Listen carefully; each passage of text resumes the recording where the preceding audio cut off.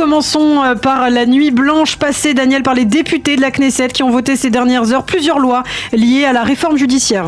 Et oui, en effet, les députés du Parlement israélien ont voté en première lecture, il y a de cela quelques heures à peine, la fameuse loi de contournement qui permet au Parlement d'avoir le dernier mot en matière de législation sur la Cour suprême. Selon ce fameux projet de loi, 61 députés, donc une majorité absolue de députés pourront annuler une loi invalidée par la Cour suprême. Celle-ci pourra certes casser une loi, mais à condition qu'elle aille à l'encontre d'une loi fondamentale et uniquement avec un aéropage de ces 15 juges, l'ensemble des juges de la Cour suprême et une majorité de 12 de ces 15 juges. 61 députés ont voté hier soir, enfin dans la nuit, en faveur de ce projet de loi. 52 de l'opposition se sont opposés.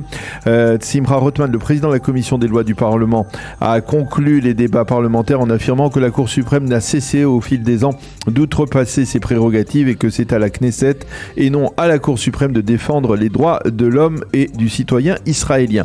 Le président du camp républicain, Benny Gantz, a réagi à ce vote et a déploré, je le cite, que les initiateurs de cette loi veulent contourner la Cour suprême comme si elle était l'ennemi de la nation et ce en s'accordant des pouvoirs illimités. Pour Benny Gantz, appliquer la loi de contournement avec seulement 61 députés de majorité signifie, je cite, la tyrannie de la majorité. Il faut préciser que les leaders de l'opposition ont décidé hier de boycotter les votes définitifs en seconde et troisième lecture des projets de loi liés à la réforme judiciaire. Et auparavant, la Knesset avait déjà voté hier en première lecture une autre loi controversée. Oui, il s'agit d'un amendement à la loi fondamentale du Premier ministre qui se rapporte à l'indisponibilité du chef du gouvernement. La loi stipule que seul le gouvernement ou le chef du gouvernement lui-même pourront mettre le Premier ministre en indisponibilité, mais uniquement avec une majorité des 3/4 des membres du gouvernement israélien. Cela ne pourra se faire que si le chef du gouvernement est empêché de gouverner pour des motifs de santé physique ou psychique.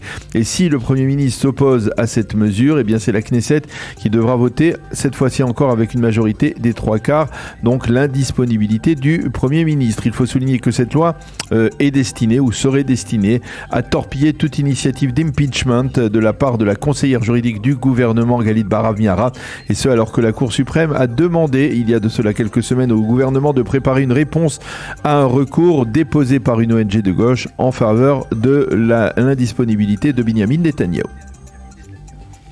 Et puis une page sécuritaire à présent, Daniel, avec des évaluations concernant l'explosion grave qui s'est produite hier matin au carrefour Megiddo en Galilée. Oui, une explosion provoquée par un engin piégé qui a grièvement blessé un citoyen arabe israélien, Sharaf Al-Adin de 21 ans. La police a envisagé tous les cas de figure possibles, mais hier soir, les enquêteurs penchaient de plus en plus pour un attentat à caractère terroriste. Et puis en marche, Tsahal se prépare au Ramadan qui débute en fin de semaine prochaine. Oui, effectivement, l'armée israélienne va évidemment déployer d'importantes forces dans les zones à haute tension en Judée et en Samarie durant cette période du Ramadan, tandis que la police et les gardes frontières, eux, vont se focaliser sur Jérusalem et en particulier sur la vieille ville.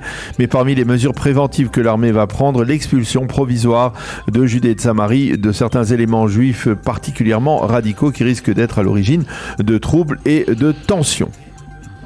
Et puis c'est dans ce contexte qu'une enquête réalisée par l'Institut Palestinian Media Watch est parvenue à une conclusion assez étonnante. En effet, selon cette enquête réalisée sur plus de 10 ans, il s'avère qu'il y a un lien direct entre l'augmentation des subventions américaines à l'autorité palestinienne et le nombre d'attentats terroristes. Selon ces enquêteurs, l'aide économique américaine aux Palestiniens serait une sorte de catalyseur des actes terroristes de la part des Palestiniens, et ce n'est que lorsque les Américains gèlent leur soutien financier que les Palestiniens comprennent que le terrorisme ne paie pas. Intéressant. Et puis enfin, pour terminer, une déclaration importante du président de l'Organisation de gaz international. Oui, selon ce nouveau président, André Stager, j'espère que je prononce son nom comme il le faut, Israël pourrait fournir jusqu'à 10% de l'ensemble du gaz consommé au sein de l'Union européenne, mais pour garantir cet acheminement, Israël, a-t-il dit, devra s'ouvrir au marché de l'énergie. À propos de l'ouverture d'un gazoduc qui acheminerait justement le gaz d'Israël vers l'Europe, André Stager a dit que c'était possible, mais qu'il y avait encore plusieurs conditions à remplir avant cela.